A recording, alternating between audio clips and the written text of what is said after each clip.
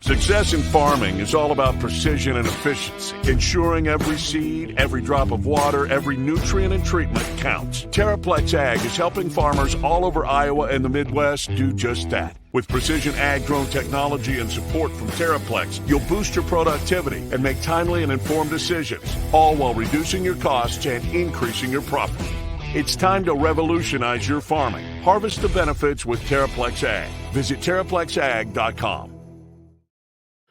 Ladies and gentlemen, boys and girls, everyone listening, thank you for tuning in to another episode of Making Memz. I'm Adam Pedersen, joined, as always, by the fetching Jordan Bohannon. What feels like it's been months has only been weeks. We missed each other for a week, but sometimes that happens. Life throws stuff at you, and you just can't make it 1 week. But we are here. And I'm just happy as a clam, buddy. How are you? Happy as a clam. How's it going? It's going good. I feel like the monsoon season is hopefully behind us. The floodwaters are receding. Now everyone just has to deal with all the cleanup. But life's starting to feel a little more normal now. Yeah, it's getting there. I'm at the lake up here right now. The water's gone down quite a bit for last week. But I will say this. I'm going to lead off in a very, very important message. Here we go. To the planet Earth. Okay. I am ready to exterminate every mosquito. Oh, my gosh. Born. I have never experienced more mosquitoes in my entire life.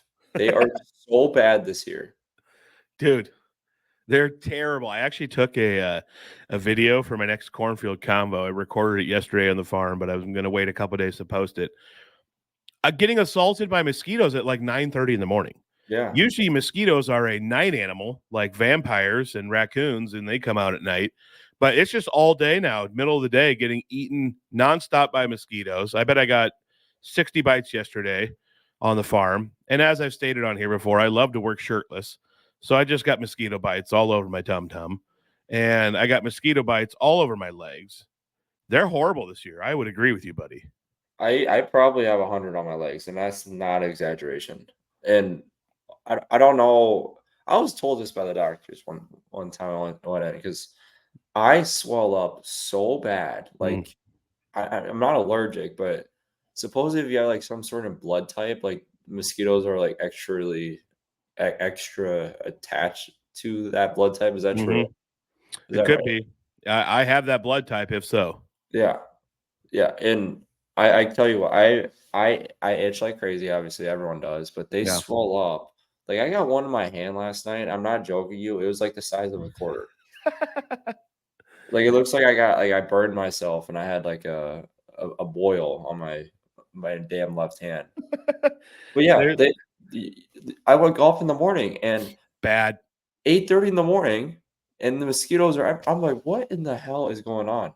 I mean, I get it. There's standing water everywhere, but geez. Yeah, I mean, I guess I would imagine that's the reason. It's such a wet year that they're just out during the day too, because they thrive in the humidity and the wet atmosphere. And usually you get that at night as it gets a little dewy and stuff, but it's just all day long now. Terrible. They have that product. Saw it on Shark Tank once. It's like a little thing that you put over your bug bite and you push the button and it like sucks the venom out of it or whatever and makes it stop itching. I need to buy one of those because I have bug bites everywhere. That's a real thing. It's a real thing. I actually have friends who own them and they work. They work? It works. It sucks like the gosh dang. I should have had it ready to go and pulled up. I didn't know we'd be talking mosquitoes. I don't want to take the time now to look it up.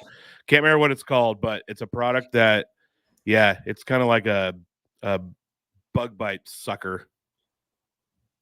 Bug bite, is that the name of it? Bug bite? It's actually, that's not the name, but the name is something corny like that, like bug bite be gone or something like that. I need that. It works. Well, there's two things that need to be invented that, so I'm glad that's a thing. Mm-hmm. And the first thing is bug spray that actually doesn't attract bugs, because I feel like I put on bug spray, things get doesn't work. No, I've never seen one that works. Not possible. We just need to start going outside in flannel shirts and jeans and just deal with the heat and sweat. it doesn't help too. The mosquitoes are like ultra powerful now. They've just grown immune to everything that's ever been thrown in their life. Yeah. I kid you not, last night there's one in the house and it was probably 12 feet long. I'm not joking. It was the biggest mosquito I ever seen in my life. I'm like, what has this thing been eating all fucking summer? Yesterday, I was driving out of the pasture from checking cattle, and I felt one bite my forearm, and so I swat and I pulled, and it was like the most blood I've ever seen from killing a bug. So they're getting bigger, and they're fighting back harder than they've ever fought back. So I was watching a video. So they sting you or bite you, and they like spit their saliva. Like that's what they inject off when they sting and spite. When there's what is it called? There's stingers in your skin, Yeah, and that's the itchy stuff. Is their saliva? Is that correct? bastards. Yes, I Yeah. hate them. Sons of guns. Gosh, they itch bad. Yesterday, so this week I'm teaching classes at our it's called KFC, Kids for Christ, just basically a vacation Bible school at our church. I'm teaching one of the age groups for classes, and we went outside for our games and our lesson. Mistake. Just got eaten alive. The kids don't seem to care, but I got eaten alive while we were out there. It doesn't even make it Potatoes. fun. It doesn't make it fun being outside. No, you know what we got to do? So we are in the Channel Seed studios, also powered by Terraplex Ag. It's time we get some Terraplex Ag drones out there and we kill them all. Fight back. We bring some flying spray bombs to take out these flying animals that are leaving us alone. We fight them with drones. Well, here's the thing. We've just been sitting here and taking it for all these years, and no one wants to do anything about it. It's time to fight back. Yeah, I think me and you take the battle in our own hands. To me, that sounds like we need to buy a flamethrower and start killing them with flamethrowers. Won't that cause more heat though? We don't want more heat. That's all right. If it's killing mosquitoes, I'll take it. Okay, so today I just like almost lost my whole body there. So I totally forgot what I was gonna say now. Flamethrowers, heat. So what happens during the winter with mosquitoes? They just live underground. Is that what they do? That's a good question. I'm assuming, yeah, they just burrow in somewhere. Like flies, they burrow in underground and into piles of cow poop. So that's where they stay warm. That's when we should attack, not when they're out in the open and they're probably expecting something to happen soon. Yeah. We need to attack when they're all nice and comfortable with their families. Yep. And we need to take like some liquid that seeps into the ground, poisons and kills all of them. They can all lay there with their mosquito aunts and uncles and grandmas and slowly watch each other die. I have a better idea almost. Okay. We create a product and we spray it everywhere. Or no. We create an insect to counter it. Oh. And what these insects do is they just hunt mosquitoes. They don't eat mosquitoes. They just bite them. And it itches really, really bad. Taste your own medicine. Yeah, we do exactly what they've been doing to us. Oh, I like it because then they'll just be tortured and be pissed. And I'd rather have someone be tortured and pissed than just die. That's the easy way out. That's the way to do it. I think that's what we might have to do. I like the way you think. Sorry if I have a phlegmy cough here for those listening. We had some stuff come up. Weren't able to record. We were going to try to record Sunday night. Had some stuff come up. We're both busy fellas. I was gone for the week. J-Bo had to get some meetings in and be a wonderful what would I call you? A financial manager? Financial advisor, yeah. There we go. He had to be a responsible financial advisor to his customers, improve his wonderful customer service. So we weren't able to record. I was in Kansas City all week with our youth group. Every other year is a big national conference for the youth of the EFCA of America. And I got sick before we left, and I was yakking and hacking. I was probably COVID, and I'm almost over it. Today will hopefully be the last day. But I was coughing and hacking and wheezing all week long while there. And so if I have a couple of these, like it sounds like I've been a 64-year-old chain smoker. That's why. My laugh literally sounds like I've been smoking cigarettes for 6 decades. That's one of the worst feelings is having phlegm in your nasal or. Yeah, and when you breathe, you like feel it There's vibrating. a mosquito right there. A Look, lot. mosquito. I saw it fly away. You can't make it up. You actually can't make it up. Where did it Live go? as we're speaking, J-Bo's getting attacked by mosquitoes. This is great. I saw it fly in front I'm of the in camera. the house. These guys don't stop. Oh man. And you can, when you breathe, you like feel the mucus like vibrating in your chest. It's disgusting. Not a good feeling.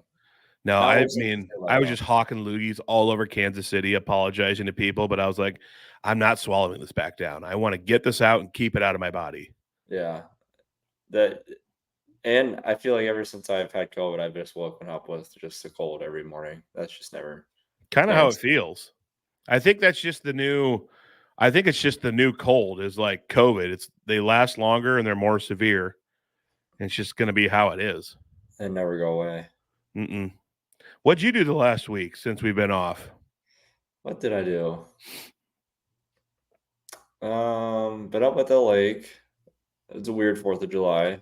Even right now, looking on the water and seeing not a single boat, and it is a glass lake right now. Oh, I'd love to get there and fish. Yeah. Goodness. So it was a weird year because there was just nothing. Didn't feel like 4th of July and on the lake. No, crappy year. Yeah, and I kind of had this thing. I feel like not like an asshole, but kind of like a jerk if you go in the water and everything that's going on right now with what's happening in flooding. Uh-huh.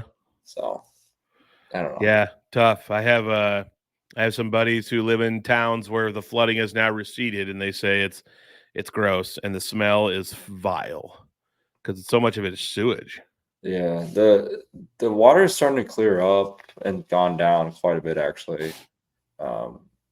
I've heard the water actually is. I don't know if they tested it yet, but supposedly it's safe to swim. But I don't believe that. Maybe a couple more weeks. More weeks, and we'll be good to go. Or a couple months. Yeah, well, that too. Dang. Shoot. I was going to say something I forgot, but if it comes back to me. All right, I have a word here. I want you to tell me what you think this word means. The word is titty nope. It's an actual word. And Was that your Bible verse for the day? It's nope. Oh. Titty What nope, was it that wasn't. That was the background music of this video, just showing me what this word Can you play that again? means. How soothing is that?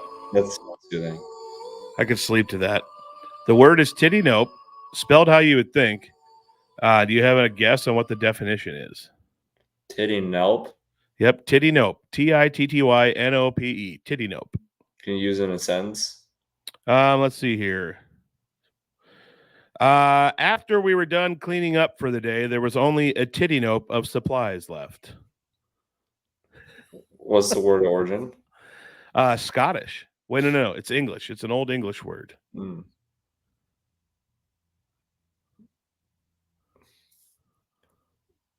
After Thanksgiving, there was only a titty nope of mashed potatoes left.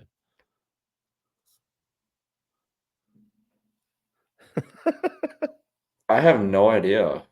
A little? It is. You're very close. It's an old and somewhat humorous English term that refers to a small quantity of something left over. So now you've been educated, and you can use titty nope at your discretion. Titty nope. Yeah, a small quantity of something left over. I feel like I've heard that word before. Well, small quantity of something left over would be like when J-Bo hit the 3 against Indiana fans had a titty nope of hope left. Yeah, I could have read that before. It feels like I started what's the show I just started? House of Dragons. It feels like a word they would use in that show. Oh yeah, for sure. There's a titty nope of bloodshed. I don't know. Literally though. Yeah. So there you go. Word of the day, titty dope. Use it how you would like. I think I might use it. Mm-hmm. It's going to be rare, but I might use it. Use it today with Carly. See what her reaction is. Or I might use it today in a meeting and see what they Even better. Oh man, I had this thought the other day. I don't get people who enjoy free balling because I forgot to take clean underwear to wear home from the farm. I had to free ball home from the farm before I got home and could put undies on, and I hated it. I hated every second of it. I didn't feel secure. I felt weird. I I was gonna stop at the gas station on the way home, and I didn't want to do that. It just felt odd to have that little amount of like fabric between me and the public and my ding dong. So I don't understand people who like the free ball. It was uncomfortable. Do you I'm watching a mosquito outside my window right now. Um, how do you sleep if you don't mind me asking? Underwear, only underwear. That's it.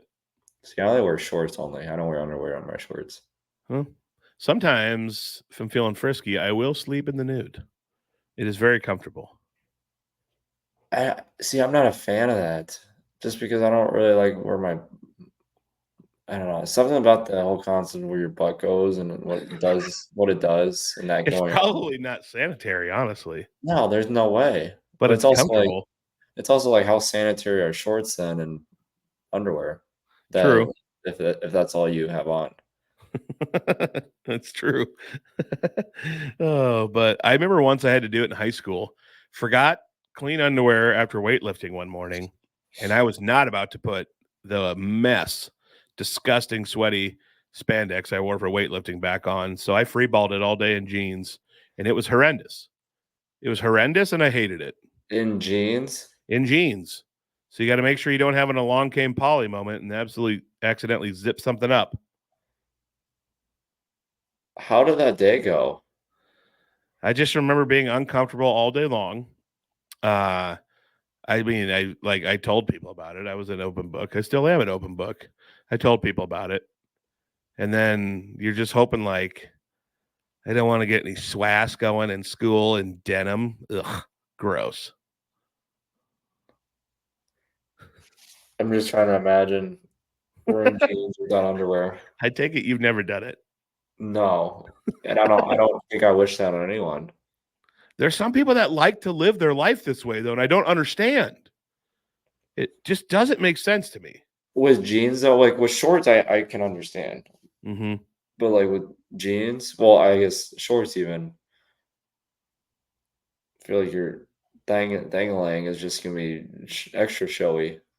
Jeans, if you're someone who doesn't groom down there and you're catching some hairs in your zipper, ouch! That's not good. I didn't think about that. It's not good at But all. I'm just trying to like, what does that feel like? Jeans without underwear on. Well, occasionally the tip probably grazes the inside of your zipper or the denim, and it's a little Did you have any sensitive. rashes? Huh? Did you have any rashes after the day? I don't think so. It's just one day. That was probably the best feeling ever to go home and Yeah. change. Yeah, I'm pretty sure. Yeah, I don't remember if I would have had sports practice after school and I just went and then put them nasties back on for practice or what. But Oh, finally getting home for the day was nice.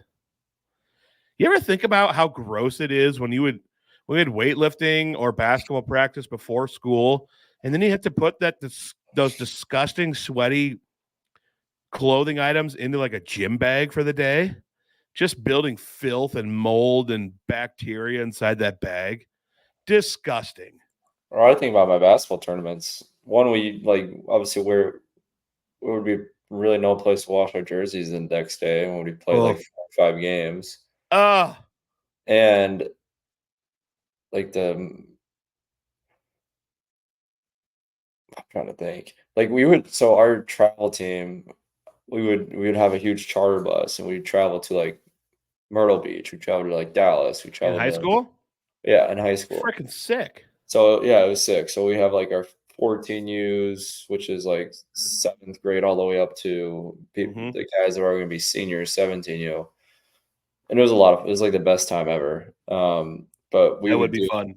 yeah, but for example, my first year playing, we drove down to Orlando from starting bus starts in Sioux City, it picks like some kids up in Sioux City, then it goes to Des Moines, picks some kids up in Des Moines, then it goes to Cedar Rapids, and then it goes to the destination for the most part. Mm-hmm. And the thing that sucked is when we have these long trips, they'd be like 24 hours. Like Orlando was probably, that's like a 20-hour bus ride. Mm-hmm.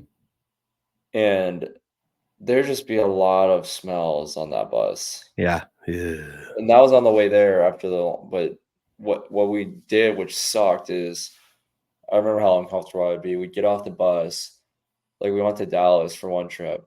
And it was like a 14-hour, 15-hour bus ride to get there. We drove through the night.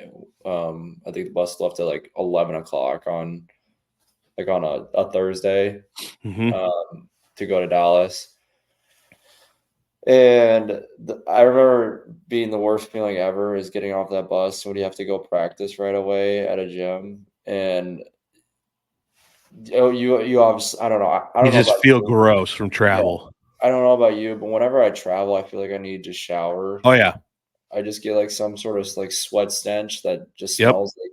It's a real thing. Travel grossness is a real thing. Yes. And having to go from there and then right to practice and then go back on the bus with everyone. That's essentially what I A lot of stank. What I think of from your gym bag story. Ugh. That sounds like a lot of fun, but it also sounds like some gross times.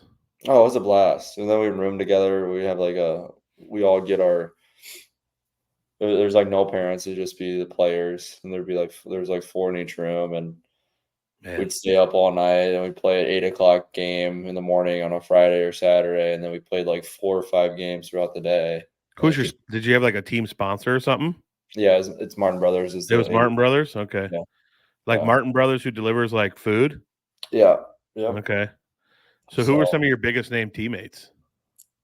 Like Ryan Kriener's on my team, Cordell's Nice. on my team, Levi Jensen was on my team. Was it all Iowa boys? Yeah. Okay. There's one in Nebraska, but everyone else was Iowa. Okay. Like Alan Lazard was on 2 years above. Oh, nice. Who else was on that team? We should get Alan on the pod. Yeah, he's a good dude. We had a lot of travel memories together back in the days. Love it. One of my best friends lives a few houses down from his parents in Urbandale, unless they've moved. Yeah, I was just gonna ask. Maybe they might have upgraded soon. They might have moved, I guess. As of a few years ago, he did, but they might have moved now. Yeah, but no, he's a great dude. It's funny, like all the players that were on that team, like a lot of them I don't really talk to anymore, but there's still a handful. But it's funny, like yeah, high school is one thing, but being around a huge, diverse population that are from different areas across the state of Iowa, and then all sharing a commonality with basketball, and then being around each other for 24/7 for most of the summers, and then we all disperse and go completely different ways in life, and watching that happen, it's kind of a weird thing to see. Yeah. Well, you talking about that just triggered a memory or a thought that I had of something I saw yesterday. Talking about Lazard, who played basketball and now he's in the NFL. Georgia football yesterday signed a recruit named Jazari Jackson, 6'11", 340 pounds, left tackle. And the reason that I thought of this is because he spent the past 3 years playing basketball with one of the most elite high school all-star teams in Atlanta, and was like getting recruited by a ton of basketball schools, and somehow Kirby Smart flipped him to go play football instead, and now he's going to play football at Georgia. 6'11", left tackle. What's his name? Jazari Jackson. That's a big boy. If you're 6'11", 340 and that good at basketball, I don't know, man. Like, have you seen these NBA contracts? I'm sticking with basketball. The money these guys are making in the NBA is stupid. I don't know if football is if you have the ability to play a different sport, I don't think football should be the route you go, but that's my opinion. Plus, like, I mean, granted, his wingspan and everything's going to be insane, but football is a game of leverage. You got a 6'4" freak D end. He's going to be able to get underneath you, and like that's how D ends get to the quarterback. they get under your arms, and that's where they get the leverage and can put their moves on you.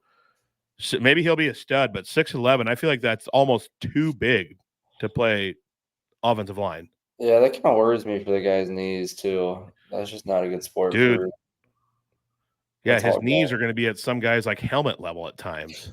Especially how big he is, like weight-wise. Yeah. Good luck to him, but you sign one NBA contract, you and your family and the next generation of your family are set for life. Well, this is the second one, essentially. Yeah. The second contract. Yeah. Get through the rookie deal. You sign a second one, bada bing. Good for life. Unless you're like a lottery, unless you're like a top 10 pick, then yes. Yeah. Crazy. Good luck to him, though. All right. Quick ag minute here. I experienced this the other day. I want to know if you experienced the same thing. This isn't just agriculture. This is for everyone. By the way, my cows are looking great. The pastures are growing like crazy. I'm very, very pleased with how my cattle herd looks right now, and my calves that have been born this year and are growing. Oh, and before I left for Kansas City, I turned the bulls out. So there's a lot of humping happening right now at Pet. Wow. You got a lot of humping going on. It's funny. You turn the bulls out with the cows. I think I posted a video for one of my cornfield combos, but the bull, it goes up and it'll sniff the behind of the cow and it'll let it know if it's in heat and needs to be impregnated. And the bull will like stick its nose up in the air and make this weird face. It's really funny to witness. Never gets old. Do they know when they're pregnant or not? They know when they've done their job, because once they're pregnant, the cow will stop going into heat, and they can smell it and sense it and stuff. So it's a fascinating thing to watch. Yeah, I don't know if I'd sit there and watch it, but I definitely would glance at it. I've witnessed it 100 times probably in my life. It's about what you'd imagine human doggy style is like. Yeah. But the satisfaction of just like getting a screw tight or a nut tightened on something that you're repairing or fixing, oh gosh, it almost sends chills down my spine. It's so satisfying. That's my ag minute.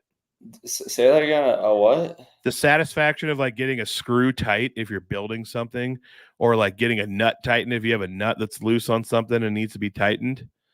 So I experienced this the other day. My ear tagging gun wasn't working right when I was trying to give some calves an ear tag.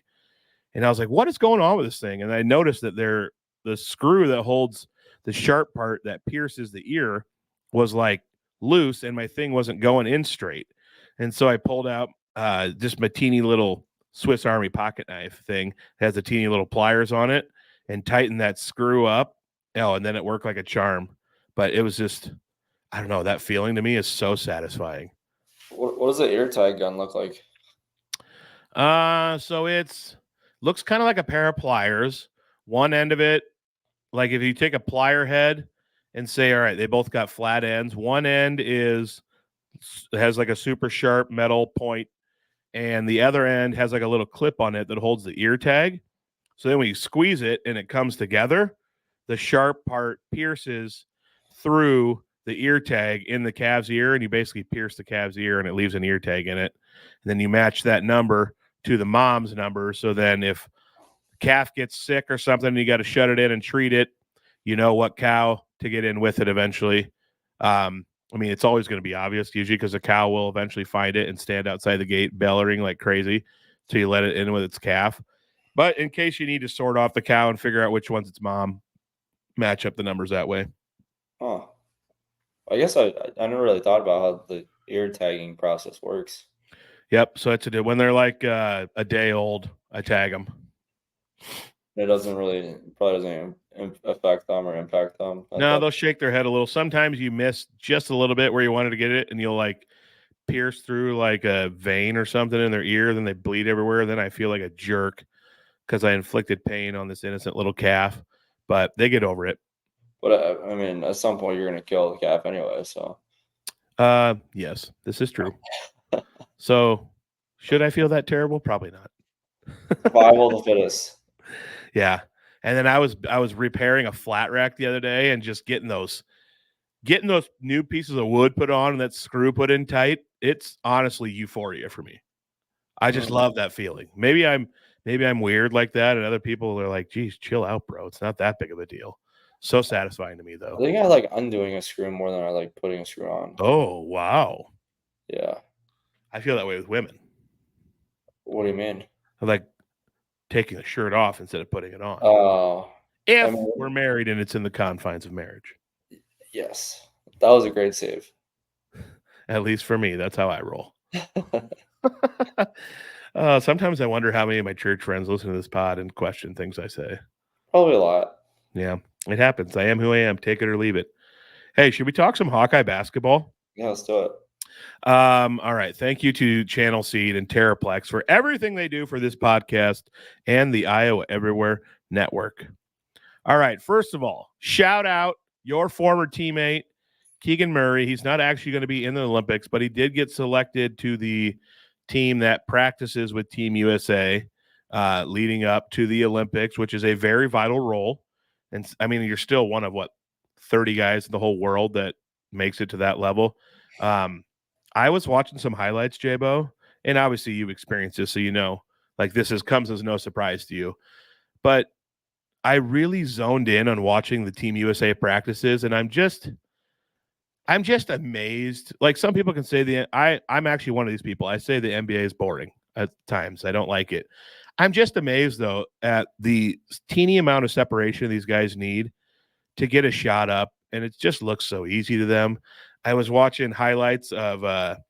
I can't remember who. I think Embiid was guarding AD in their practice, but like putting all these moves on each other. AD gets 6 inches of separation, and that's just all he needs to get the shot up over Embiid's arm. Somehow the shot is just beautiful. Swish. It's just, these guys are just so good. I was enjoying watching the Team USA practice. Yes. The freaks. The amount, not only what their length and height and weight are to be able to, and age, a lot of the age guys, Yeah. to be able to pull off the stuff they do, it's mind blowing. Like you think about how many shots they put up though. So I always go back to that. Like think about how many hours and upon hours and hours they put in to this profession. They're gonna look just as smooth as can be. And like it was a scrimmage, so like they weren't going. There was times where they were going really hard at it, but times when they're easing up a little bit, and a guy's got an open shot uncontested, 8 out of 10 times it's going in a non like super intense game situation. It's just the game's just so easy for some of these guys. It's fun to be a part of. I'm not gonna lie. Like a lot of the guys I played that were in the league, to watch them up close and play against them, play one-on-one against these guys, like it is just mind blowing. They make everything look it's not like they go faster. It looks faster. They just do everything more or with a purpose. Everything they do has a reason behind it. Some people got that gift, man. Yeah. Hey, by the way, speaking of the gift, also worked his freaking butt off. Did you see Luka? 2-year contract? Yep. Let's go, baby. Happy for him. He worked his butt off for that. So excited for that. Finally, I feel like he's finally getting like I feel like up to this point, he hasn't gotten what he deserves. And I think now this contract kind of validates that.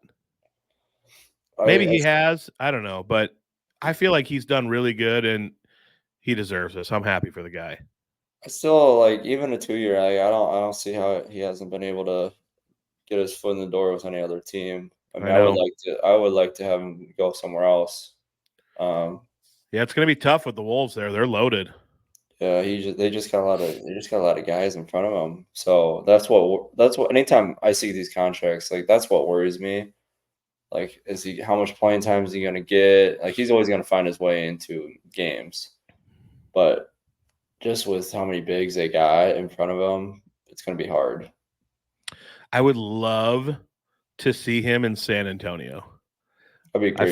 I feel like the fit there with Wembanyama, you know, I bet he could get 20 minutes a game, put up 12, 15 points a game. Also, they just signed Harrison Barnes. They've got a nice little squad they're putting together over there. San Antonio is going to surprise some people. I think he would be a perfect fit there. Obviously, probably won't happen, but I'd love to. I think, man, I wish he was in San Antonio. I think he would be thriving there. Also, going back to the Timberwolves, Wieskamp's on the summer league for Minnesota. Nice. Yeah. Was he playing in Iowa or what? I don't know what he signed. He probably just signed a summer league position. Okay. So nothing yet for G League or pros. This is just basically him just being on the summer league roster. Right on. Well, hopefully it leads to bigger and better things. Yeah, the G League works really weird. I know we talked about it last year, but teams like own your rights, but you technically aren't playing in the G League. So like players overseas, like if I were to go overseas last year and I was still on the Wolves, which I was, the team technically owned my rights, so they could trade me even though I'm overseas playing. It's weird. And that team would own my rights. So when I came back, let's say I came back to the G League, then my rights were with Atlanta Hawks or they were with, whoever G League team it was. Huh. Yeah. Really, it's really weird. Well, I'm sure they've set that up to be in their favor, not the players. Yeah. I understand that because, there's just a lot of players that are thrown at teams every single year in the G League. Like, it's basically almost a brand new roster. Minnesota, however, has done historically. That's my only. If I were to have one regret of basketball, which I really, this isn't really a regret, but more an observation. Like, just sticking with the G League, I see Minnesota does a really good job with their Iowa Wolves team. They have a lot of guys they bring in and they keep them in the G League program. Mm-hmm. And they try to develop them.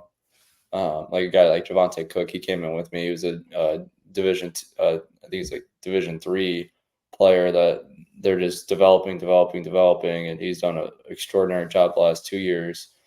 But they try to bring in guys and keep them, and they try to develop them to become, get to that next level. So that's cool to see, just because G League is like 60% of the NBA now.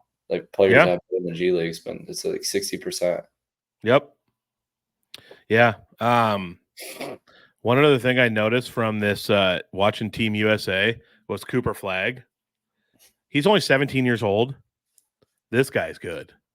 Like, look out college basketball next year. I know everyone, this is no shock, but I do think, holy crap, I think college is going to be too easy for this guy. I think he is going to dominate next year at Duke. I'm not saying Duke's going to win the title, but my goodness, he looked good in this Team USA practice, and he's only 17. I mean, he's got the body.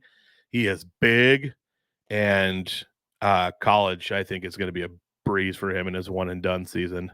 I guess I don't know how this works. Was he a select team guy?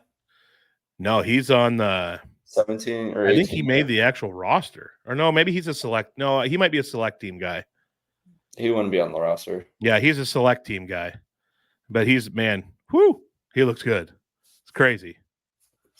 Yeah, so I guess I didn't even realize how they ran stuff. So there's the select team is basically like the practice players they go against. Yeah. Yeah, which is a bunch of good players still. I mean, we've seen what Keegan does in the NBA. He could easily be on the team, in my opinion. Right. And stuff. So yeah, Cooper Flagg, Duke, they're going to be an absolute bulldog next year. They have an unbelievable recruiting class. I mean, I think he could go down as like a KD, Michael Beasley. Trying to think of some absolute stud one and dones there's been in the last 2 decades. I think he could end up being one of them, like Anthony Davis style, who college is just beneath him, basically. Right. So we'll see. But boy, he looks good. Yeah. All right. I said we were going to talk Hawks. We're going to talk some Hawks now.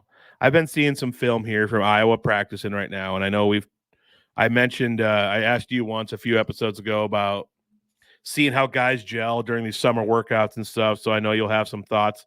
I saw Chris Tajo's highlights from his Latin America film when he was playing with the Latin America team. This guy, I think we have found a diamond in the rough with Chris Tajo.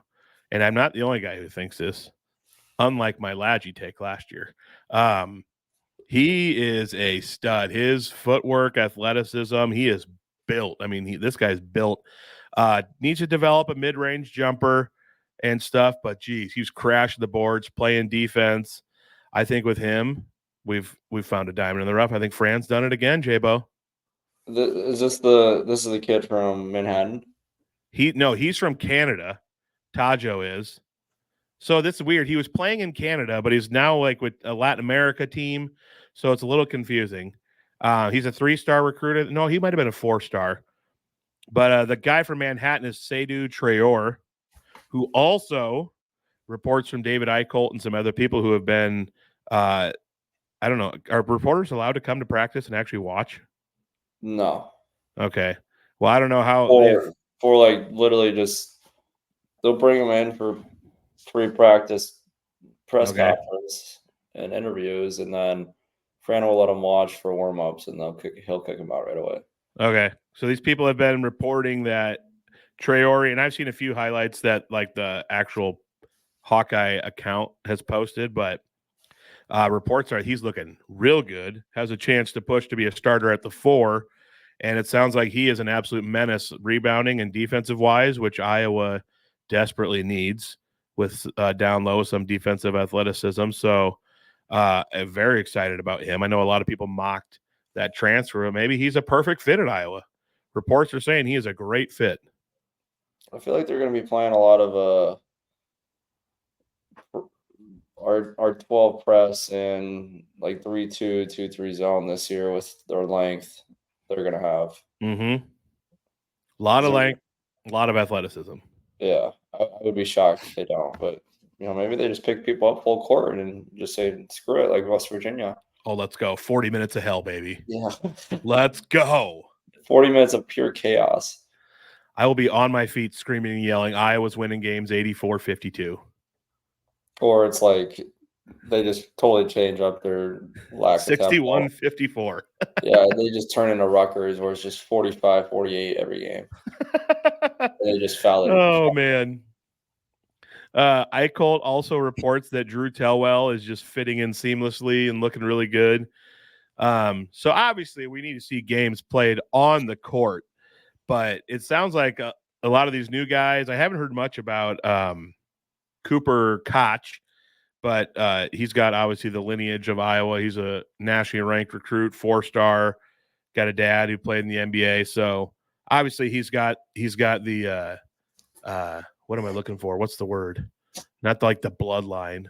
Tutelage. Yeah, it could be something like that. People know what we're trying to say.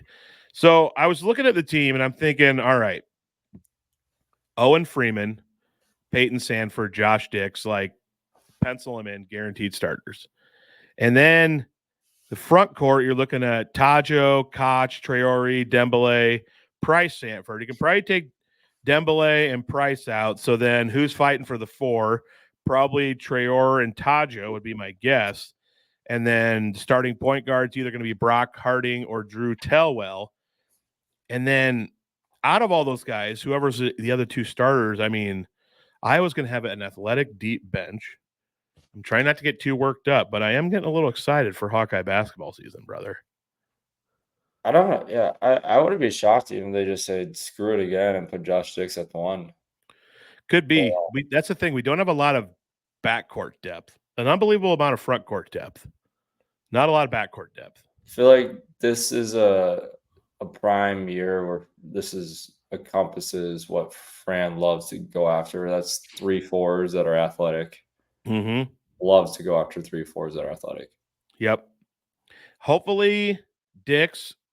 I mean, that guy was on fire last year to end the year, last half of the season. If he improved his shooting a little bit more, Peyton, we know, is going to be able to light it up. If Price can improve his shooting as well, and that gives us 3 legit shooters, and we have a bunch of defensive rebounders and stoppers that, according to what these guys are, and we know Freeman can also be that.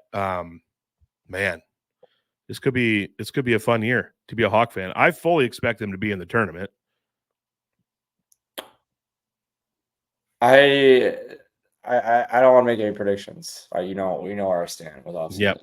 Just because, especially this year, with new teams coming in the Big Ten, this is going to be a very chaotic Big Ten season. Yeah, how are teams going to handle travel? That'll be a big one. A lot of travel. So, what's your life look like?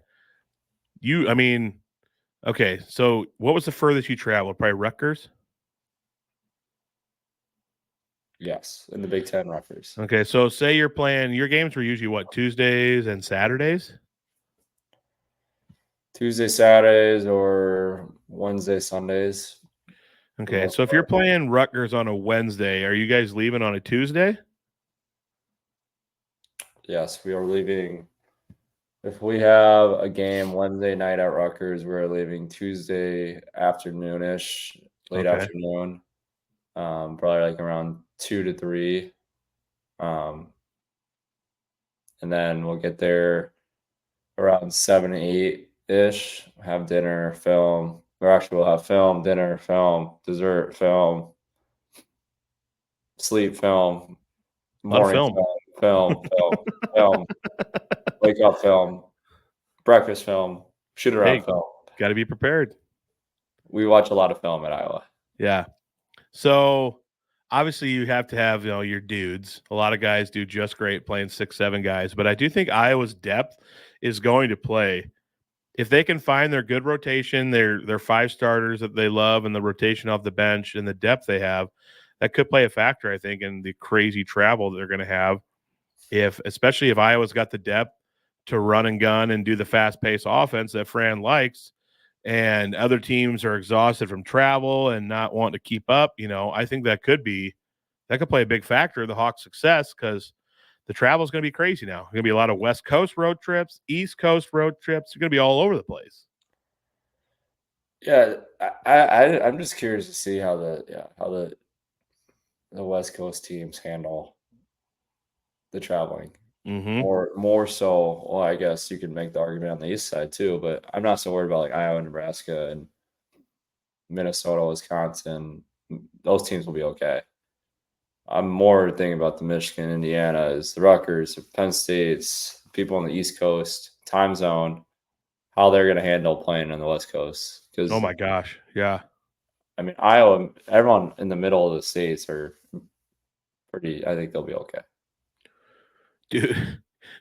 Going Rutgers out to play UCLA is just insane, and the fact that that's in the same conference is realignment silly. Yeah, that West Coast teams, they're kind of the ones that get hosed because they're going to constantly have to be travel this way. There's only so many West Coast teams in the conference now to play, and like we'll be able. I'm assuming when like Iowa goes out, or Minnesota goes out, or Wisconsin, I'm assuming they'll try to like pair it together where it's like, let's play UCLA and USC back to back. I could be wrong. Just stay out there for maybe 5, 6 days. I could be completely wrong. That might not be what happens, but that just seems to make the most sense. But West Coast teams aren't going to have that luxury. They're going to have to constantly be coming east to play Midwest teams or East Coast teams. Iowa's, I don't know, they times yet though. Whoa. Start over again. Iowa schedule what? What a mole or is that? Oh boy, it's getting glitchy. Oh no. Here he is. Well, hi. Iowa schedules what? I believe Iowa schedules came out. I don't think they just released the times or the dates. I guess I should have looked into that more. Oh well. It came out like I think probably a month and a half ago. All right. Well, I'm excited. I think this Hawkeye team is going to be real good. If they keep playing well together and gelling, veterans mixed with the athletes that we have brought in via the transfer portal, I got faith that we're going to figure it out, and it's going to be an exciting season, buddy. Yes, sir. So we shall see. All right. Couple more things here, and then I want to end with a question I have for you, University of Iowa related. So Caitlin Clark, about a week ago, had almost a triple-double against the Phoenix Mercury, handed Taurasi an L in their first ever meeting, and the crowd stayed afterwards, opposing crowd, by the way, to give her a loud standing O as she left the court. I thought that was just hilarious because Taurasi's been so outspoken against Caitlin. I thought that was funny. And then she goes and drops the first triple-double in history by a WNBA rookie the other day. And it's slowly feeling like her teammates are starting to lose their stone hands and get a little bit better and more used to her good passes. And I'm excited. The thing with the whole Taurasi and Caitlin thing, I'm Caitlin. I just would give them hell for talking all this shit for all these interviews. And I mean, granted, I don't know if Taurasi took it from her side, wanting to come off as arrogant and entitled, but I don't know. I guess I'm just a different mentality. I would just go after those guys even more. Let them have it. Yeah, which she is, but I would be more verbal. Oh, I would be too. She's more gracious than either of us would be, I imagine. Which is funny because she's not gracious on the court. No. In the press conference, though, I think she is the ultimate. I'm just going to let my play do the talking. I'm so secure and comfortable with who I am. I'm the one who's got all this fame and making these things happen so they can all cry and complain all they want. I'm the one with the sweet life, and so I'm not going to let what they say bother me. Yeah. I mean, I'm sure it motivates her play, obviously. I would imagine. But, boy, I thought that was great. It's so fun to see her. I mean, she is still the – post Iowa, she is still like the talk of Twitter and social media. It's not going away. I think some people thought going to the WNBA, it's going to calm down. It's calmed down a little, but not much. I think she's definitely here to stay. I still wish she would have came back from her year. Yeah. I think it would have been an insane time for her. It would have been crazy. Would have been a lot to deal with, and it would have been crazy. But it sounds like I saw a video the other day. So Jada, I think he's Jimfy. Is that how you say her last name? I'm not 100% certain. I don't even know what you're talking about. Oh, she's on the women's basketball team. She's like a social media star. Oh, the Jada. Yeah. Okay. Jada. And she was doing a podcast the other day with Lucy. And I saw a clip of it on social media. And Lucy was saying how her first day on campus, her and her parents still had all their bags and everything with them. They stopped at I think Pancheros or something to grab a burrito, and she said she could hear all the people in there whispering like, "Oh, that's Lucy Olsen, like she's on the basketball team and all that." And I was like, it's just so crazy the notoriety that Caitlin has now brought to. Obviously, if Megan Gustafson would have done that, she would have got all this attention. But now everyone knows who you are if you're not just a male athlete, football player, basketball player, whatnot on campus. Like women's basketball getting a lot of the shine too now, and there's celebs on campus. It was funny to hear the story. Yeah, I'll be shocked how they do this year. I'm kind of excited to see what they end up doing. I think they're going to be really good. This could be a special year for inside Carver. I'm excited. I got high hopes. They need a new arena. I'll say that. Yeah. I have questions about that actually that I want to ask you sometime. We should probably do it still while it's the off season. We're going to get to a game, front row, courtside. You and me. I'm going to force you. Let's go to a women's game then, courtside. Not ready. Jordan Bohannon, never going back. I'll go back. It's just I was ready to be removed from that scene. I just want to be courtside with you, so if the camera pans to us, I can hold up a sign, pub in all of our podcasts and everything we do, and try to get some free pub. You'll wear Iowa Everywhere logo on your forehead. I'm going to get a shirt made, Iowa Everywhere. Get pants made that say Backroads and Bonfires for my other podcast. Right on your ass. All right. I'm a huge Lakers fan. The Lakers have drafted LeBron James' son, Bronny James, first father-son duo in the NBA to play together. I had the first thought I wrote about this is a testament to LeBron's longevity and training that he's able to stay in a game as demanding cardio-wise and physically on your body as basketball long enough to play with his son. And he's still one of the top 10 players in the league. And also the power he has, because most people said Bronny was probably not worthy of a draft pick, and he got his son picked. Granted, it was late second round. A lot of times those picks don't really matter, but I have other funny thoughts on this that I want to bring up to you. But what'd you think of this? Do you care? Did you have thoughts? Did you think it was cool? I don't really care, to be honest. I think it's all not a scam, but I mean, the guy averaged 3 points. Yeah. In college. I mean, no one else would have been drafted if it wasn't for LeBron James being his dad. Yeah, the Lakers are crazy right now. We got LeBron and AD, two absolute bona fide, without question, top 10 players in the league, my opinion. And then we got the head coach whose only previous coaching experience was volunteering to coach fourth grade for his son, LeBron's podcast partner, and now he's the head coach of the frickin' Los Angeles Lakers. Hey, if it works out, it'll be the ultimate transition ever. But I don't know. The thing I really like JJ Redick. I don't know why he would. He's already done so much for basketball. Just I don't know. Like I just don't see the benefit for him to do this. He must really want to get into coaching and be passionate about it, because all eyeballs, all talking points, everything next season and leading up to the NBA season is going to be scrutinizing you, evaluating you. And if you do bad, I mean, it's the Lakers have proven. Now, granted, this is LeBron's guy, so maybe he'll get 2-3 years, but I'm a huge Lakers fan. It's been nothing but a mess since Phil Jackson left, and just a revolving door of coaches and people we think can fix it, and it's just a mess. Yeah, I mean, I would imagine it's pretty hard to coach LeBron based off his track record with coaches, because he's ran off a lot of coaches. Mm-hmm. I sent a DM to JJ Redick, by the way, a few months ago, saying we should get him on the podcast. And I said, my co-host, Jordan Bohannon, he might have heard of him. He's like all-time, like 2 spots behind you or something like that. Could have you on and talk about, I don't remember what it was. It was a nice detailed message. No reply. Yeah, I don't think he's going to be replying to that one. Can you imagine we get the Los Angeles Lakers head coach on the podcast? Yeah, if anybody can make it happen, it's you, J-Bo. Make that assist happen. Make that 3.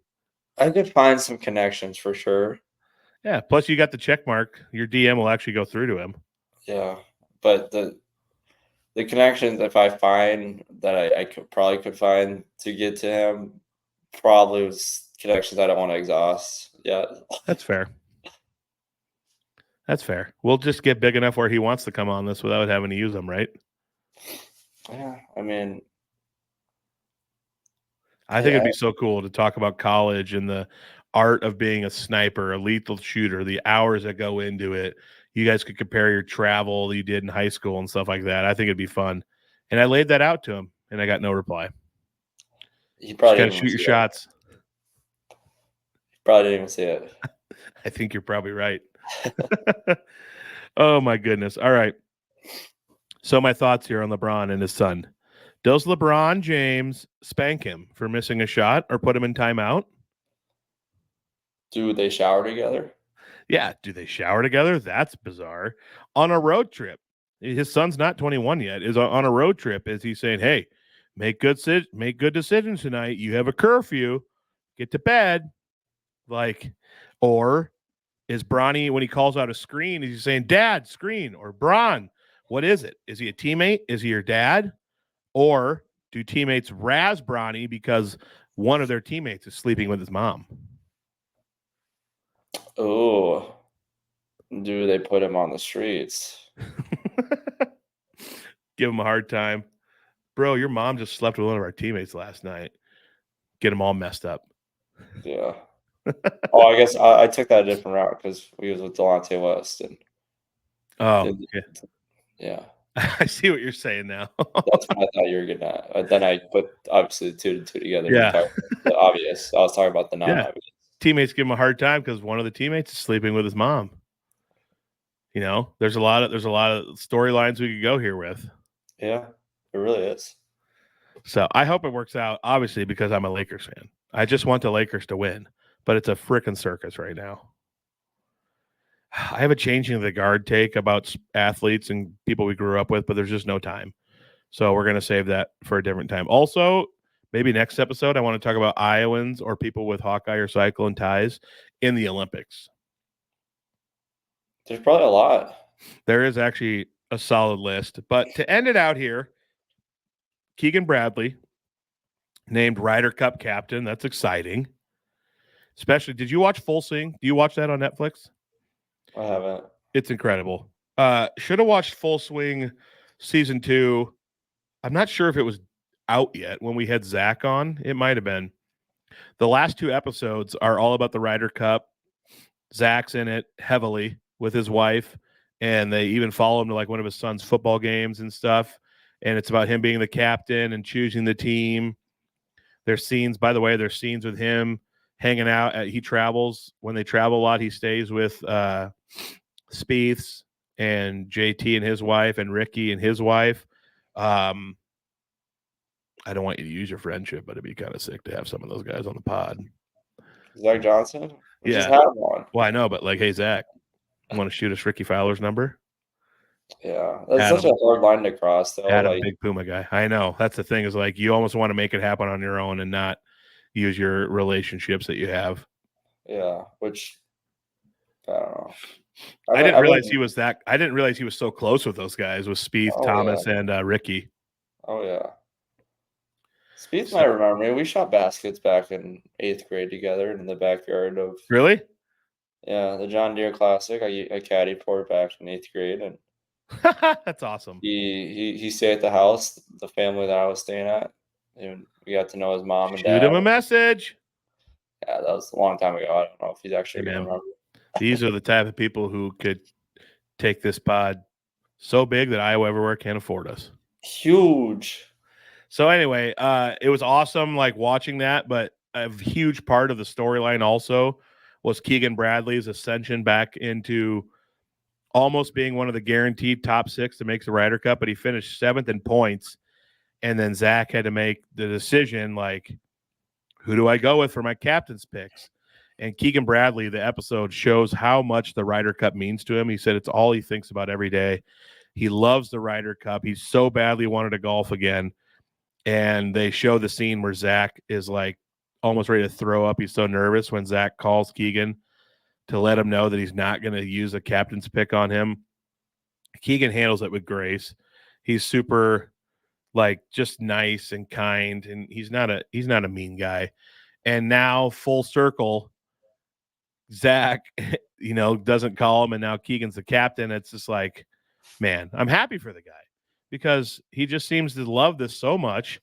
I think he's going to be a great captain. And Tiger, they obviously asked Tiger. Tiger said he didn't think he could go all in on the process of it. So he said no, and now it's Keegan. And how much this means to him, it's just kind of cool that happened for him. It's kind of off topic, but I think we're seeing the end of Tiger when he's saying no to these stuff. I almost wondered, like, is he saying no because he thinks he can still play in it? Oh. And he's like, no, I ain't done yet. Like, I'm not conceding. I'm still the freaking GOAT. I'm going to be good enough to play in it someday and help us win. That's the way I took it. I mean, I would imagine they'd pick him. Yeah, got that legendary mental mindset. And now it could be that he thinks that and the body doesn't match that. But that's kind of how I took it. It was like Tiger's not ready to concede yet to be the captain and think his career's going down that path. I would imagine it'd be a no-brainer to pick Tiger Woods. Mm-hmm. I don't care if he hasn't won in a while at all. I mean, it's Tiger Woods. Yeah. So, man, Team Europe. God, I was watching those episodes. Frickin', we just have so much more talent. We have to beat them. We have to beat them the next 2 years. We have to stomp them in New York this year. I'm excited to watch. I want to go to it. I think it'd be sick. Yeah. So I'm happy for Keegan. It's exciting. Zach, it was awesome that we had him on our podcast and like this show that millions of people watch. He was like prominent in the last 2 episodes. That made me feel cool. He's a really good dude, as you know. Yeah, such a great guy. Yeah. So quickly, before we have to get out, I've had this written down for a long time and I have to get it out of my system. What's the University of Iowa Dance Marathon? I see posts about this all the time and I don't understand what it is and how it raises so much money. Good question how it raises so much money because that's above my pay grade, but they dance for 24 hours straight. Did you take part in this? Like, where does this happen? Across campus at a certain location? Usually at the IMU, right across the river, kind of by the Pentecost. So a ton of people come to it. Are you like in a team and like every 10 minutes you tag in a teammate so the dancing keeps going? I don't really – the intricacies of it and how everything works is I don't know. But I just know they raise a crap ton of money. Yeah, like millions. Yeah. All right. I would assume maybe like the donors come in and they're hugely part of it. Huh. Well, I saw a post about it the other day, and I was like, you know what? I got to ask Jabe about this because I've always wondered what this is and how it makes so much money. And apparently, we still don't fully know. There's got to be some way where a lot of the donors and alum come in and they donate during it and they attend them. But yeah, it's just dancing for 24 hours. I could have done that. I could take part in that for show. I can't. See me out there bouncing my milkshake around campus. Oh, wow. Time and place. Maybe not the children's hospital. Well, I tell you what, don't let my big boy stature fool you. I got athleticism and I can dance, buddy. Trust me, I got rhythm. You would think I'd be able to dance for how much basketball I played. Nah. Well, I mean, you do a lot of footwork in basketball.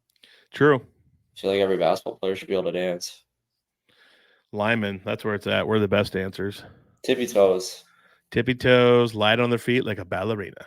Yeah, you guys are literally ballerinas. Mm-hmm. All right.